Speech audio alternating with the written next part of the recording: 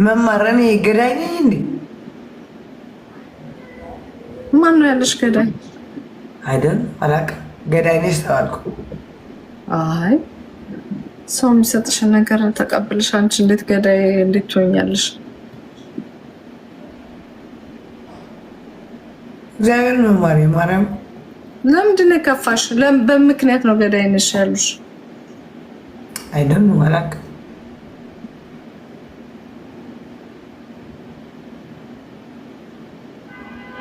ሰው ቢልሽም እኮ አንቺ የማታደርጊውን ነገር ማመን የለብሽም። እኔ በዛ ሰዓት ትክክል ነበርኩ። በቃ የዛ ሰዓት ትክክል ነበርኩ።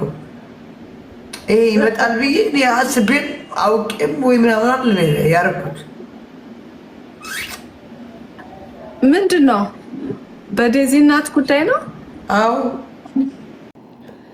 ዜድ እንግዲህ በዴዚ እናት እረፍት ገዳይ ነች ተብያለሁ እያለች እንግዲህ ያዙ ይልቀቁኝ ትላለች ማለት ነው። ዜድ በነገራችን ላይ ምን አለ መሰላችሁ ትቸኩላለች፣ ዘረኛ ናት በዚሁ አጋጣሚ ማለት ነውና በነገራችን ላይ አሁን ታለቅሳለች፣ ይቅርታ ጠየቀች። ከቀደም ነው እንጂ መጥኖ መደቆስ አሁን ምን ያደርጋል ወጭ ጥሎ ማልቀስ ይላል ያገሬ ሰው። የዴዚን እናት በፊት ይቅርታ ያላደረገችላት ለዜድ ምን አለቻት? አሌክስን አንቺ ስለምትወጁ ነው አንቺ ስለምትፈልጉ ነው ብላት ነው እንደዚህ ሲናገሯት የነበረው። በጣም መርዝ ነው። እግዚአብሔር እኔ ይቅርታ አድርጉልኝና ማለት ነው እቺ ሴትዮ ገና ወጣት ነች።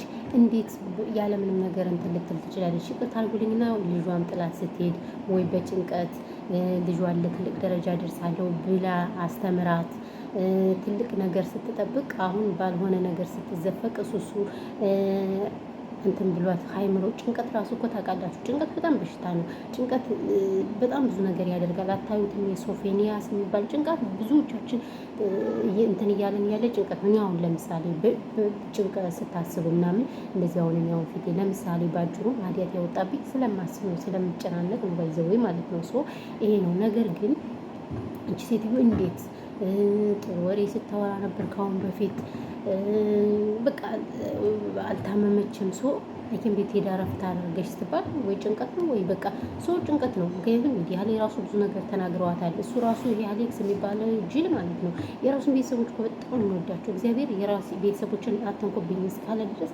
ስለዚህ እቺ ዴዚ የምትባለው ስለማታውቂ ይሁን እኔም ስለምትሞኝ ስለሆነችውን አላውቅም። ሶ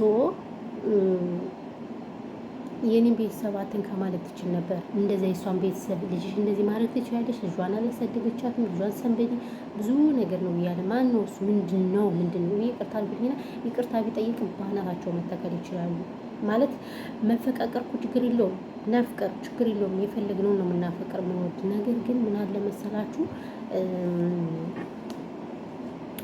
ምን ብዬ እንደምን አላውቅም። ቤተሰብ መሳደብ የለብኝም ጋይስ። እኔ ብጣላ የእሱን ቤተሰብ አይመለከተኝም፣ አልናገርም። ሲጀመር ለምንድን ነው የምናገር? መጨረስ ያለብኝ ከእሱ ጋር ነው መጨረስ ያለብኝ እንጂ ስለ ቤተሰብ እኔ አይመለከተኝም። ይቅርታ አድርጉልኝና ማለት ነውና አንዳንዶቻችን ግን አሁን እጣታችን ከቤተሰብ ጋር እንቀስራለን። ብዙዎች ሴቷም የሱን ቤተሰቦች አትወድም፣ እሱም የሱን ለምን እንደሆነ አላውቅም። ግን እኮ በኢትዮጵያ ብቻ ሳይሆን በመላው ዓለምም እንደዚህ ነው። አሁን አረቦች ራሱ ማለት ነው አይታችሁ ከሆነ የእሱ ቤተሰቦች የእሷን ቤተሰቦች ያማሉ፣ ምን ይላሉ፣ ጥሩ አይደሉም። እንደገና ደግሞ የእሷም እንደዛው